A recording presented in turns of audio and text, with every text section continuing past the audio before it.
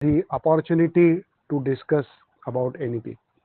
Now, as we all know, education policy is not new.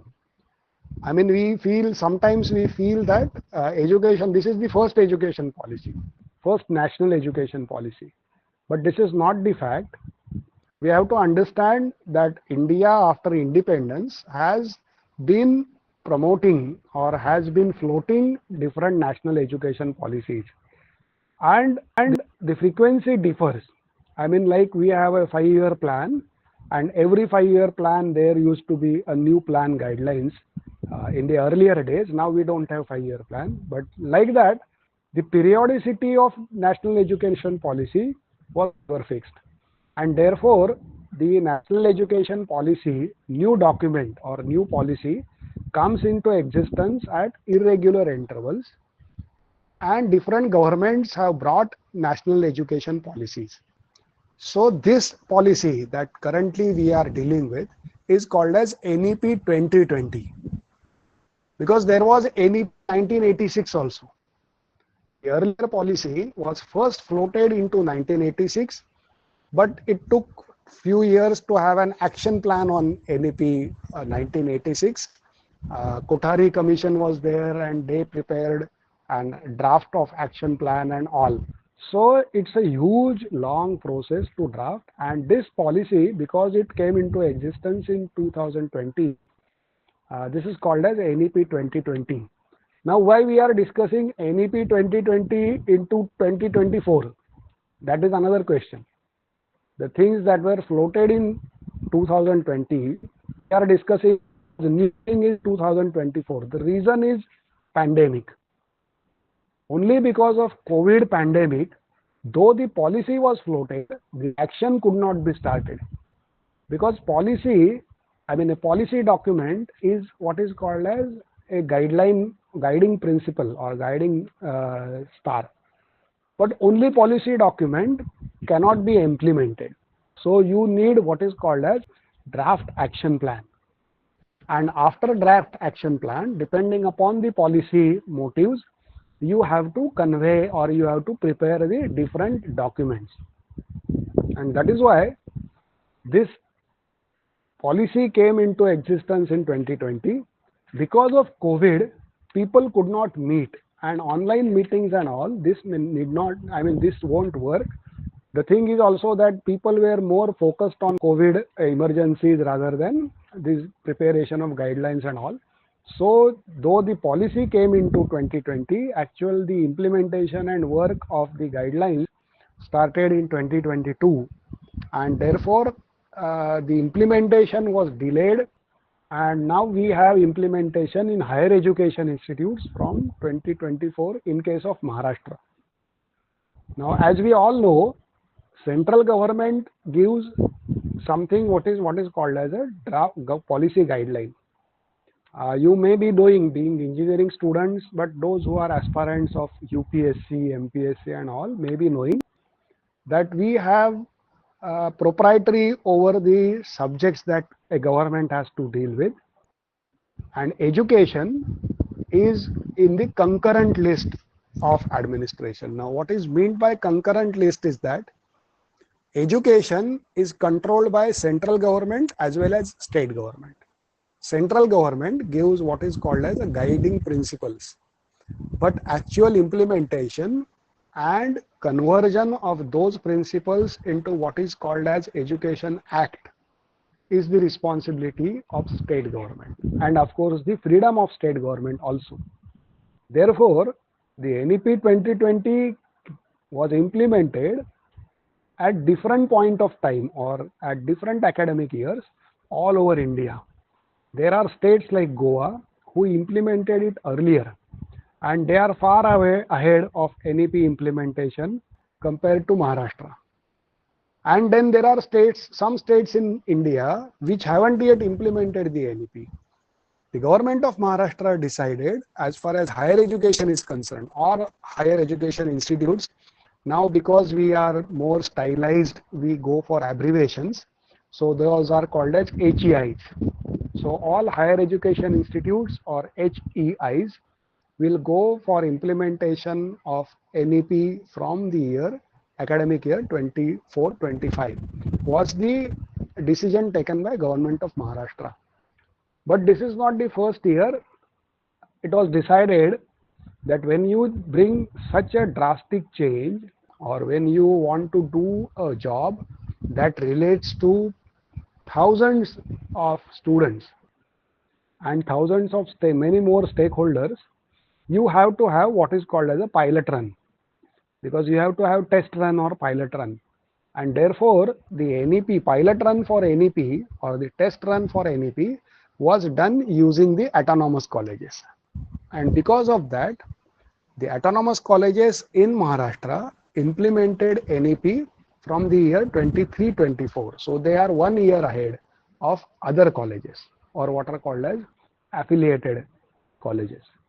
Like I teach in Gokte College. Now we got autonomy last year, and so we had to implement National Education Policy 2020 guidelines from last year itself. And so we are into what is called as year 2 of NEP, National Education Policy implementation. Now this is the background, because we should know what exactly is the background for NEP. On this background, we will try to understand how really it has got, because it's we have to what we have to discuss is that how NEP is going to be in practice. Okay. I mean, what are the salient features of NEP and all philosophy of NEP and all? Okay, those are now, I mean, you may get articles after articles on all these.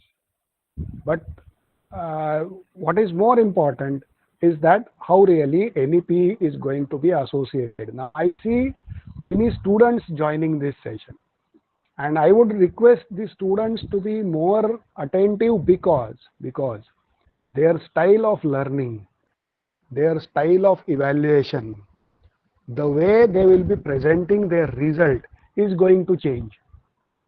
Okay, we know some parts of NEP which are called as salient features of NEP, but there are some responsibilities that are embedded on students even, and that is why understanding NEP for teaching faculty as well as is relevant, but it is more relevant for the students. So what exactly this national education policy speaks? There are 3-4 different sectors in which actually this policy works. Okay, and you will find that different national education policies have different structures. I mean, the how the policy document is written, that together is different. So you cannot, I mean, there are people compare the NEP 1986 and NEP 2020. It's, I mean, there is no reason to compare, because the draft, the whole idea was altogether different. Now, this National Education Policy 2020 came into existence. The sole purpose or the prime purpose of this to make education relevant to present needs. Now, we always discuss that how education is getting redundant. We always know that when an engineer joins an industry, industry has to run a huge induction program. A software industry runs training and induction program, and the software giants have established training centers, and they have to train the people who are already educated. So this itself indicates, and this is not only true for engineering, this is true for everyone. This is true for commerce students, this is true for arts faculty students. Everywhere you will find that connect of the education with the demands of the present day industry as well as occupations and entrepreneurs, or the present day world we can see, are different. There is a mismatch. And so the idea for implementation of NEP, or this proposing NEP, was that we have to connect education to the present day needs. So this is the sole objective of NEP, and whole NEP is designed around this objective. Now, to identify the present day needs, there was a huge survey taken, and this survey showed that number of students from India, they go abroad for their study. So this was one outcome of the study. And so a structural reform, structural means how many years of degree one should have. So a structural reform was necessary. So that was one part of NEP, which is called as the structural reform. Now we all know that there is education. In education, we have primary, secondary, higher secondary, and then higher education. And then we have postgraduate education, doctoral degree. And the number of years in primary, number of years in secondary, these are called, this is called as a structure. Now this structure is changed a bit. Now when you change this structure to identify the new structure separately from old structure, new nomenclature has to come. And so instead of primary, it is now foundation, preparatory, foundation, like these new words have come, but higher education has not changed. So higher education remains as higher education. It will continue as it is after 12th. Whatever students learn will be called as higher education. And so higher education structure is there. Now for engineering graduates, there is no change in this structure because engineering degrees are already of 4 years. And students, they complete engineering after completion of 4 academic years. So this is very common, or this is the similarity. But other degrees were not of the 4 years duration. For example, BA, BCom, BSc was of 3 years. Now National Education Policy 2020 actually refers to this, and it tries to bring similarity in the structure. So that is the one structural reform that has been done. Secondly, we used to say that we completed FY or FE in case of engineering. If there is a medical student, he will say that I completed first, second, first, third, then second, first, second, third. Like that he will discuss. But when a student goes abroad, or when a student shifts from a conventional college to IIT or IIM or ISER, there are problems with matching. I mean, where to put the new student. And that is why instead of this year concept, first year, second year, now the levels are proposed. And so we have what is called as level 4.5, 5, 5.5, 6. So when student completes level 6, he will be called as a graduate. When he completes level 6.5 and 7, he will be called as a postgraduate. This is new terminology that has been introduced under NEP, and the reason is that there has to be parity or the simplicity when students shift to other institutes, and this has to be smooth, because those who know or those who are in college administration, they will understand that colleges face a lot of problem when one student moves to US or Dubai or somewhere. So this kind of issues we can deal with through this new structure. So this was one segment. Second segment of NEP is actually with how it should function. And for functioning, it was accepted that now it will be what is called as credit point system. So it will be a credit based system. And previously it was what was called as, there was a credit based system, but it was grade point system. So in university mark sheets, you will find that it is CBGS or CBGP. Okay, so it was choice based grade point system, and what students used to get was CGPA, combined grade point average. So this idea or this terminology is now scrapped, and now what students will earn is not grade point. Okay, I mean, they will get grade points. It's not that we are not using grade points, because ultimately while ranking we need some number so that we can rank, and the number can be fractional also, so that final ranking can be done.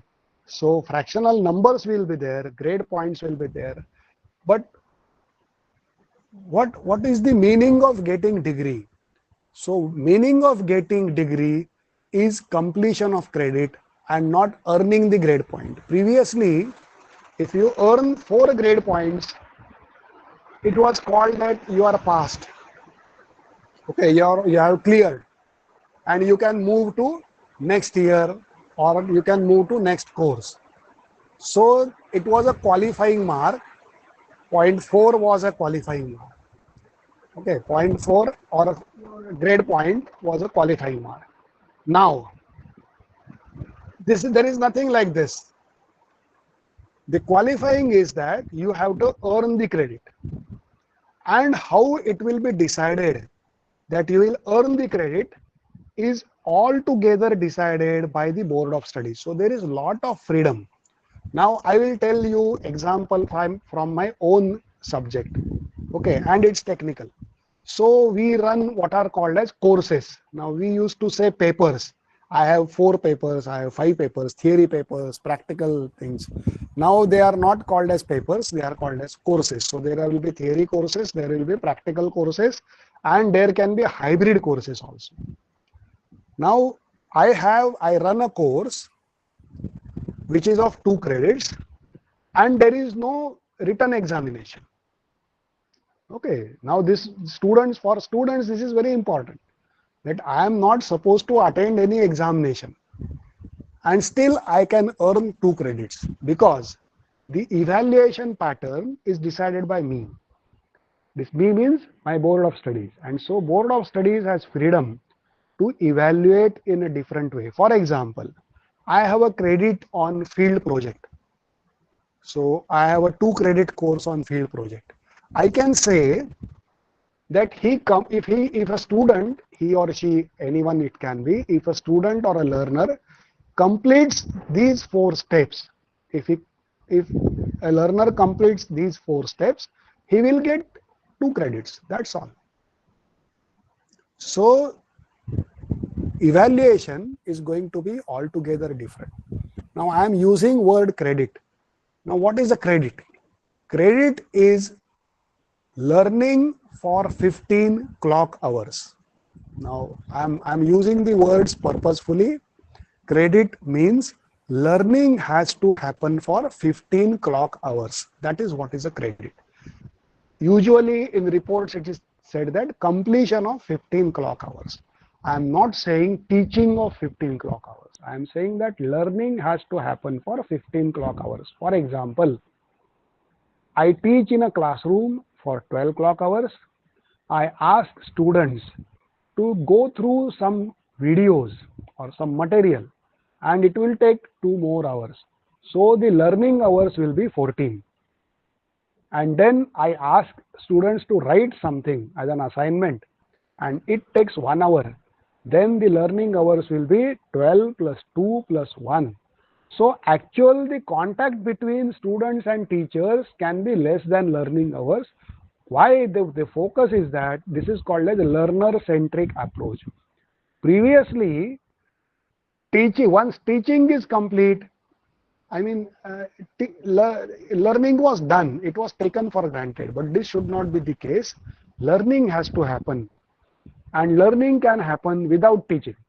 I will give you one example. My students, they have a liberty, in one course for their last year, they have a liberty to choose their own topic. And we provide some hands-on tools and actually some instruments to them. They learn instruments. There are people who guide them and then they perform something, some field activity with the help of those instruments. So here there is no teaching. Okay, there is mentoring, but there is no teaching and still learning happens because they submit the product. They use the instrument, they do field records, they process using some software and they come out with some product and they submit the product and they are evaluated based on the quality of product. They are not evaluated based on what they have written in theory exam because there is no question paper and answer sheet. They have to submit the product and they are evaluated based on the quality of product. So there is no teaching, but learning is happening. So this is the whole, I mean, this is very radical thinking. And what is more important is that learner has to learn. So student have to learn and learning has to happen. It has the responsibility of a teacher to see that learning is happening. And this is the concept in NEP. Now for that, credit is a unit. So one credit, one theory credit means 15 hours of learning. One practical credit means 30 hours of learning. Okay. So when you say that I have a 2 credit course, it means there will be work done by a learner for 30 hours. If I have a 4 credit course, it means the work done by learner will be having 60 hours.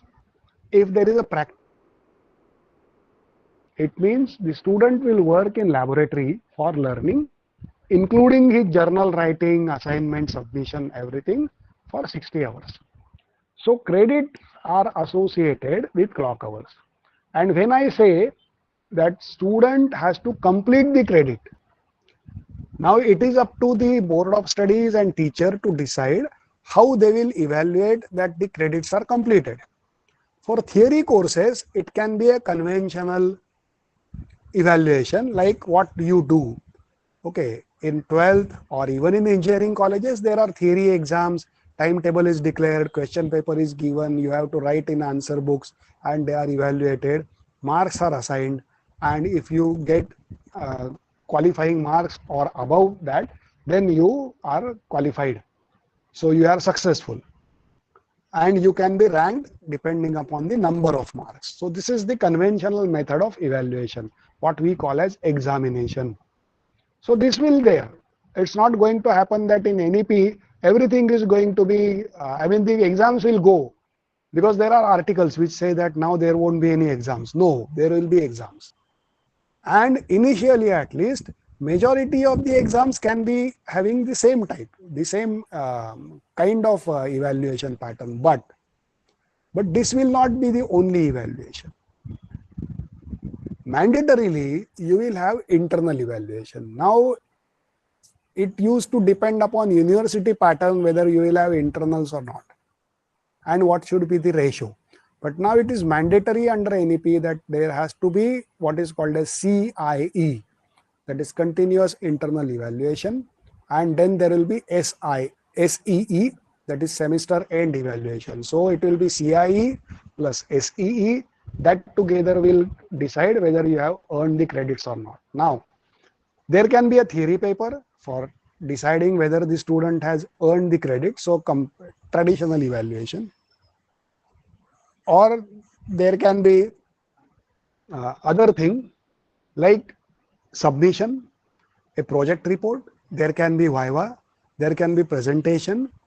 Sometimes completion of hours can itself be evaluation. For example, now there are community engagement programs. Now to evaluate community engagement programs, engagement is more important, or there is on-job training. Now how to evaluate on-job training?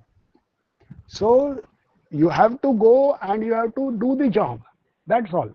And someone will certify that you have completed 60 hours of contacts and you will get 4 credits for on-job training. Now the quality of your work can be assessed either by the supervisor who is there in the establishment where you are doing the on-job training. So it can be there, or it can be through a viva, it can be through a worksheet, it can be through a Google form, there can be any form. Okay, it's very simple. And therefore, now students have to be ready to face different kinds of evaluations. And teachers have to prepare themselves to think about different forms of evaluation. Because previously, teachers used to draw papers and assess the answer books. Now even, and there were vivas of course and practical examinations, but now they are going to increase and teachers have liberty to decide also what form they will be doing. So this is about the credits. Now when I say that I have completed engineering, so what it means? Actually, conventionally it used to be get 40% marks out of whatever total score is. Now it will be different. Now it will be I have earned 128 credits. In case of engineering, it will be 176. So when you earn 176 credits, you will get a degree. Now this 176 credit earning, what is the liberty in NEP? The liberty in NEP is that autonomous colleges at least can decide how and when these credits can be earned. That is one thing. Second is that we have to understand that students have liberty to fix which credits he has to choose. So this is called as a basket approach. Okay, now we know, or we always get examples that in US students can have degree in music and economics. Okay, or engineering students can study psychology. Now that is possible in NEP because of this credit structure. There will be something called as core credits or major subjects where majority of the credits will come. For example, someone is doing mechanical engineering, then 50% of his total credits should be from mechanical engineering. Someone doing electrical engineering, 50% of his credits should be from electrical engineering. So that is the minimum bar. Then you can have a minor. So along with major, you can have minor, and minor will have around 16% of credit. The percentage varies from faculty to faculty, but you will have major, minor, and then there will be different types of courses or what we call as papers. Now previously the papers were designed with the perspective of what is called as theory and practical subjects. Now the orientation is going to be different. For example, there will be subjects which will focus on what is called as vocational skill enhancement courses. Because at least we have to accept that in present scenario, the purpose of education is to gain employment, either through recruitment or through self-employment. But getting employed is the purpose of education. I know educational philosophy has some different idea. Education is knowledge gaining. Education is a walk towards the path of knowledge, enlightenment of human beings and all. I know all this philosophy, but we have to understand that students learn to get employed. And if students learn to get employed, you have to design courses which will enhance their employability. And then there are, in modern terminology, these are called as verticals. So major is one vertical, which will have 50% of the credits. Then there will be a minor vertical, which will have around 16 to 18% of the credits. And then there will be a vertical which is called as Vocational Skill Enhancement Course, VSEC. The focus of the curriculum will be enhancing vocational course. So the syllabus will be altogether different. It can be very different. We in traditional colleges, even we have vocational courses where art students learn some application using apps in mobiles, or our students use some software, learn to use some software, because that will enhance their employability. Okay, commerce students learn tally, and learning tally is a part of VSEC. So it can be VSEC is vocational skill enhancement course. Then we have what is called as SEC. So that is called as skill enhancement. Now these skills can be soft skills even. So employability depends not only on your hands-on skills, those are more essential, but employability also depends on soft skills. So who will take care of those soft skills? Students used to go for what is called as personality development program, their interview technique course and all those sort of things. But now These skill training can be part of your curriculum, and so there will be courses which are called as SEC, skill enhancement courses. They will enhance the skills, soft skills that are essential for gaining employability. And this will need not be only soft skills, this can be anything. So actually hands-on thing, there is a freedom, there is a lot of freedom, that what ACC, and students will have a choice of choosing ACC. So students can choose which vocational skill he or she wants to learn. A learner can choose which skill enhancement. If a learner feels that I am not good in writing, he can choose an ACC which is associated with writing skill.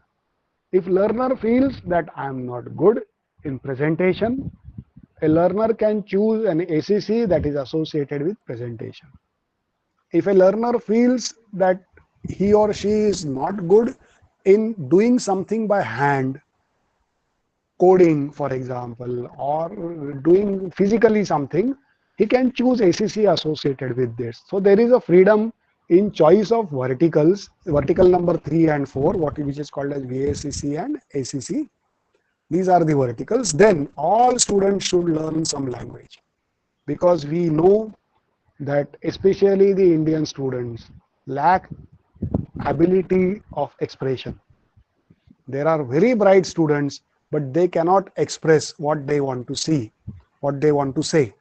And that is why to, to add to this skill, they have to learn language skills. They have choice to learn, because language is a tool. Okay, here we are not supposed to teach literature. That is a different. Literature is going to be a major. Here what we are supposed to teach is language, and it's going to be functional language. So students will learn functional language. Why not only English? English can be there, but it's because if I'm working in Maharashtra and if I want to do a profession which is kind of a PR related profession, or if I am in a call center and I have to attend calls that will come into Marathi because I am in Maharashtra, then I should be good in expressing myself in Marathi. So why not have language learning in Marathi, which will, the syllabus will be focused on understanding, listening and expression skills, listening and communication, because many a times listening is a problem. I am not saying hearing. Listening means hearing plus meaning. We have to understand what someone wants to say, and this kind of skill will be there. So there will be language skills, and there are verticals for that. Then there are some mandatory things, like we have to have some sensitization for environment. There are Supreme Court guidelines that all students should be sensitized towards environment, and we know what has happened in last 15 days in India has urgently focused that we need to sensitize about environment. So there will be environmental component, one vertical. There will be a vertical on what is called as Indian knowledge system. This is very different feature of present NEP 2020. Now Indian knowledge system doesn't mean learning Sanskrit shlokas. No. Indian knowledge system means every walk of life has some traditional knowledge. For example, carpenters have traditional knowledge about materials. Okay. Ironsmiths have traditional knowledge about metals. So it is not only the metallurgy person who knows about metals, it is the ironsmith, goldsmith who knows about metals, because they handle the metals. They know what hardening, they know how much hardening they can do, and for what purpose how much hardening has to be done. There are many things. Okay, we know the fluid dynamics, for example. Now, fluid dynamics is very well understood by fishermen. They don't know that this is called as fluid dynamics. But while navigating a boat, you have to have very good understanding of fluid dynamics, especially the refraction of waves. Now, they don't express it as fluid dynamics, but a learner who is associated with these subjects has to know, understand that there is a lot of traditional knowledge, and if the traditional knowledge is learned by the so-called modern advanced learners, they can actually standardize and bring that traditional knowledge into mainstream. Another thing is that we should respect the people who have maintained this knowledge, who have created this knowledge and maintained this knowledge. And that is why IKS, or what is called as Indian Knowledge System, is now an integral part of National Education Policy 2020. And again, all traditional knowledge doesn't mean ancient knowledge. Traditional knowledge can be very well contemporary. What is happening today? For example, I teach geography and I take my students to fishermen. They talk to fishermen because fishermen have good traditional knowledge about winds. Which winds will be there on Konkan coast, on Ratnagiri coast, around Shivratri, around Shimga, which around holy vacation, how the winds will turn, and if the winds will turn, which fish you will get more. This is the traditional knowledge about geography, because geography is not only studied by geography people. Okay, geography is something that is used by fishermen. So why not gain knowledge from fishermen? So this is, it can be a contemporary knowledge. We have a misconception that IKS means ancient knowledge. No, IKS is about contemporary knowledge also. So we have to have contemporary knowledge, and we students should know contemporary knowledge. So that is the vertical, and then students have to do, which is called as co-curricular courses. I mean, every college has NSS unit, NCC, DLE, and few students used to get engaged. Now all students will have to do some or other curricular activity, but it will include everything. It will include cultural activities, it will include sports. Now why it is important? Because someone who is a good player, okay, he was felicitated in annual gathering, okay, for getting some medal, but there was no weightage in his traditional mark sheet. So there has to be weightage for sports, there has to be weightage for cultural performances, there has to be weightage for doing social work, there has to be weightage for running an astronomy club, and all this will be part of CC, which has 4 credits. So all these activities, students should perform, students should participate in activities, extracurricular, co-curricular activities in institutes, and so there are 4 credits. Then there are credits for community engagement. Students should have a close tie-up with society. Education alienates people from society is the blame on education. Okay, a highly learned person will not be able to mix in society. This has been the blame, and National Education Policy wants to address this blame, and therefore there is what is called as social engagement, and we have to have ACC, social engagement courses. You will work with some NGO, you will work with someone, and it need not be all a traditional social work. It can be techno-based social work even. Okay, some ITI or some workshop run by some NGO, some orphanage needs some technical help, and you are helping them. So that is social work. So social work doesn't mean cleaning and all. Social work can be highly technical. You develop some software for some NGO. That is a social engagement. Okay, you develop some, or you help libraries, which are public libraries, by digitizing their documents. That is a social work. And engineering students can very well are technically sound, so they can help the public libraries for digitization. This is community engagement. So community engagement is not restricted to cleaning and like that. Community engagement can be from your own domain of knowledge. So there are community engagement courses.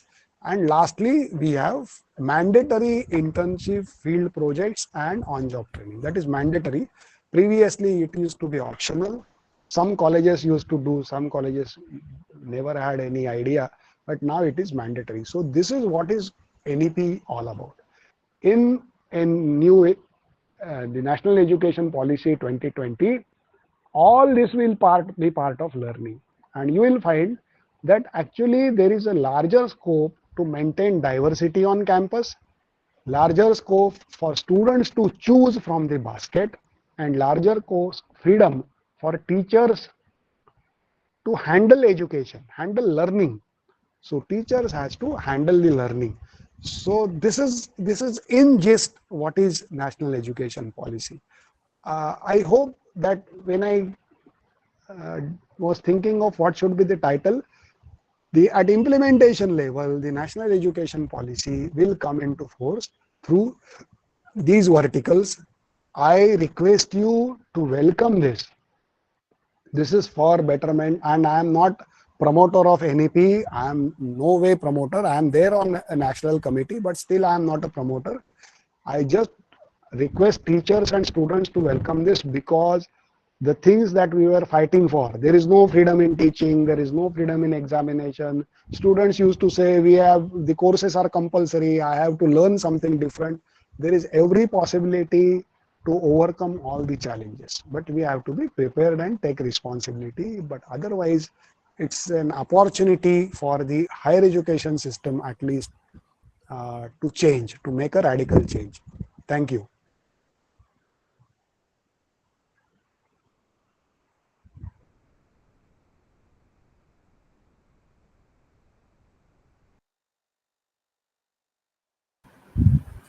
Thank you, sir. Now this session is open for discussion and question answering. I request all participants, if you have a question, please ask.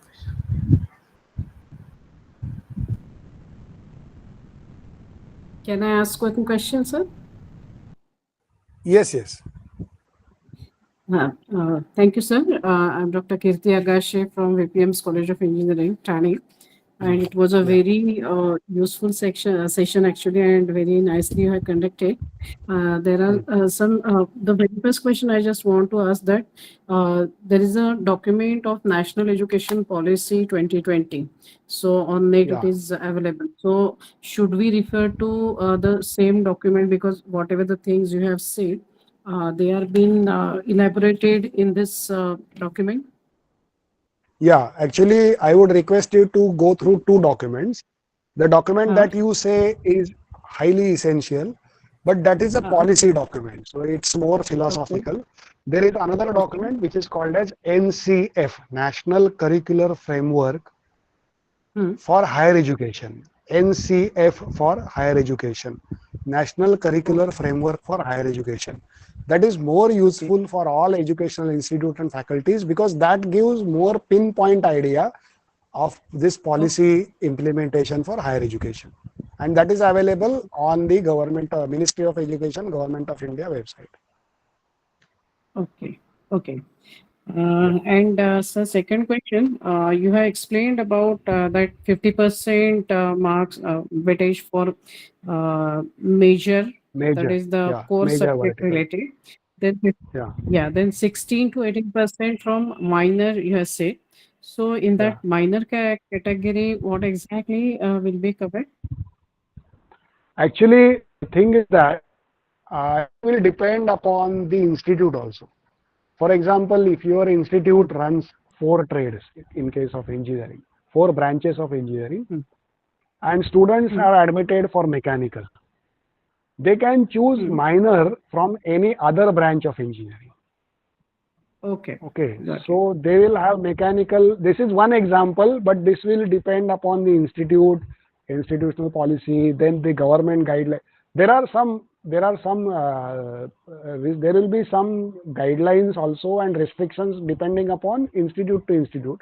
I need not say restriction, but variation. But the whole simple, Okay. in simple terms, if he is a Hmm. student of mechanical engineering, and if he feels that Hmm. if I know metallurgy a bit, it will be beneficial for me, then will have Hmm. metallurgy as minor. Or if someone is doing civil engineering, and if he feels that chemical engineering is useful for me because civilian materials are there, then he will have my Hmm. chemical as minor. So, and Okay. minor will be a small thing, but that will help him. So this is the whole idea behind major and minor. Right. But when suppose one electronics engineer is there and he feels that he should be knowing about some mechatronics or something, and if I'm Yeah. having mechanical department, but if it is that department is not in my institute, so he is supposed to do the courses from your parent institute, or this minor is allowed from some other, if we are having VPM group of institutes, so from the other side also he can do that. Institute. Yeah, yeah. Yeah. Actually, ideally, or as per the document, Hmm. students can earn credit from anywhere in India. Not only Okay. India, abroad also. Only problem is that your Hmm. institute has to certify those credits. Hmm. Okay. Hmm. Now this is Hmm. ideal that students can earn credits from Hmm. anywhere where he feels expertise is available.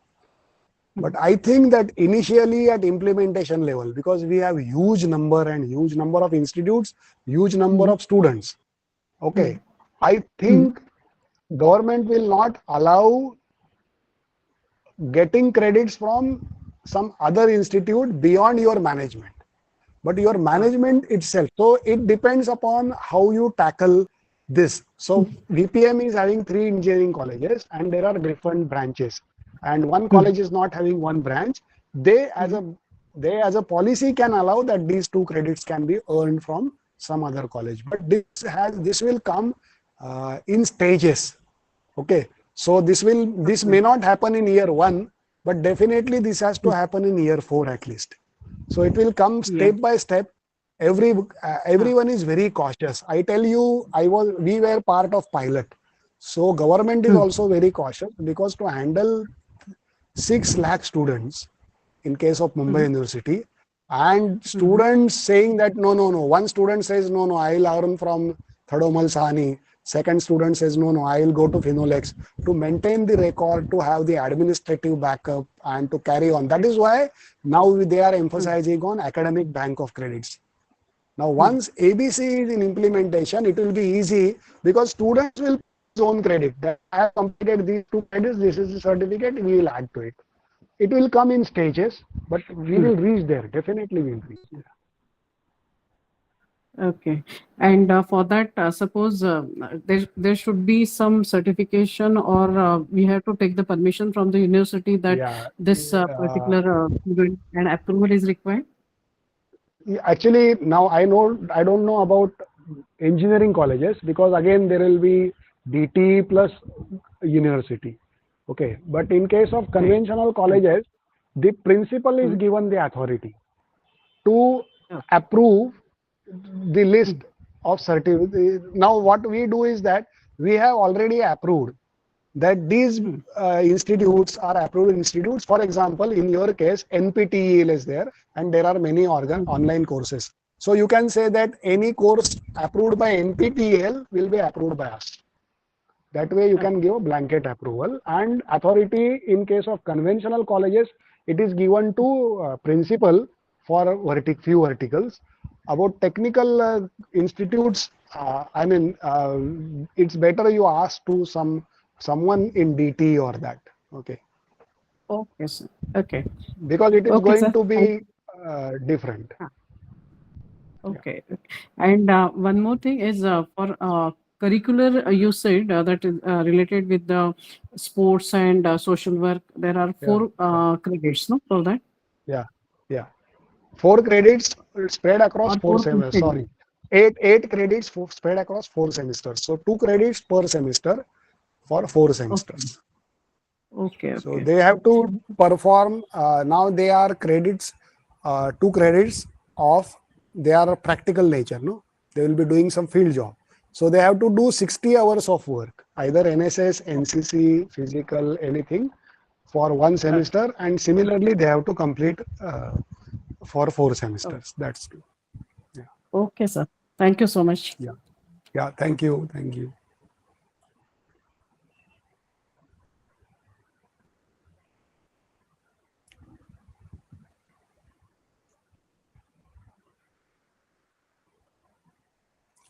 Multiple entry and exit. There is one question. Now, multiple entry and exit is actually uh, the thing is that it used to happen, but there were some restrictions. The thing is that in present system, unless a learner completes, unless a student completes 4 years, he doesn't get any certification or document. So I'm speaking of engineering. So if he completes 4 years successfully, he will get B. But if he goes out of the system after 3 years, he will not get anything. I mean, he will be 12th pass only. He has learned for 3 years and there is no certification. So to address this issue, what was decided was that every year there will be some certification. So first year will be certificate. So certificate course, for example, this is example, the nomenclature very different, but it will be, you will award certificate course in engineering. So student gets HSC 12th pass, then he will have a certificate course if he completes FE. If he completes AC, he will get a diploma. If he completes T, he will get advanced diploma.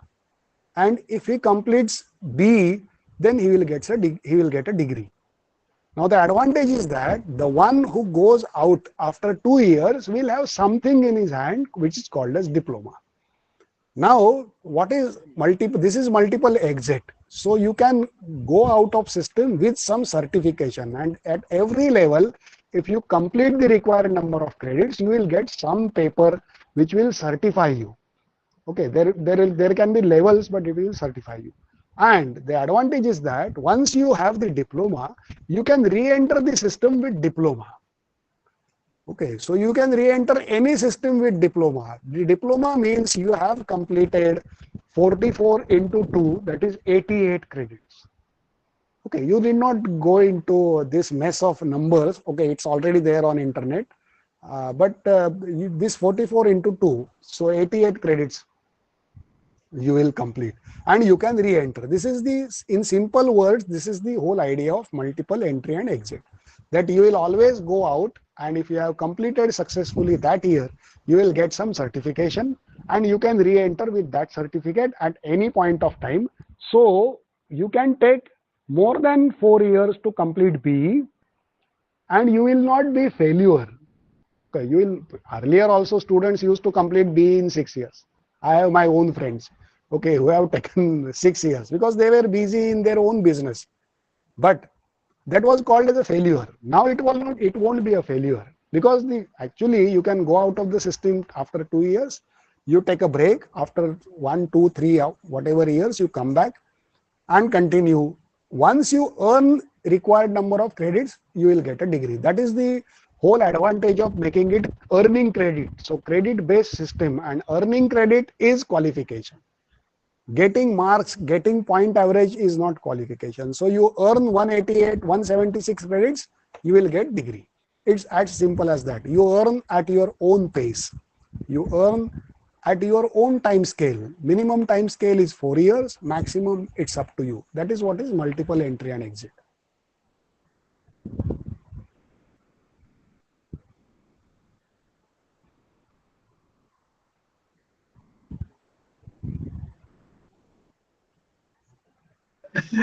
काहीतरी टाका.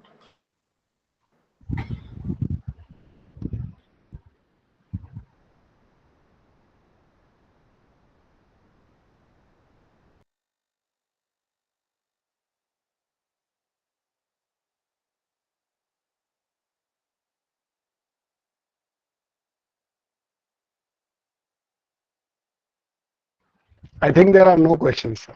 Thank you. Thank you all.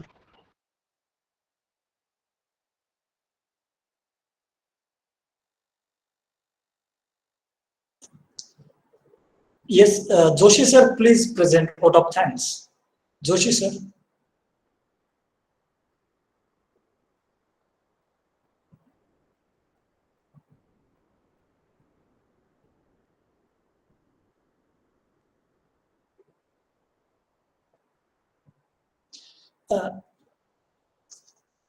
Okay, so it's a privilege to present vote of thanks. Dr. Surendra Thakur Desai, I'm very much thankful to you, sir. It was very well explained and you have simplified with examples. Thank you very much, sir.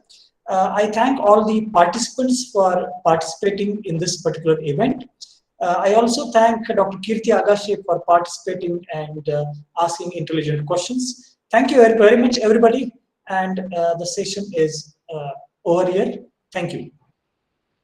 Thank you. Thank you, sir.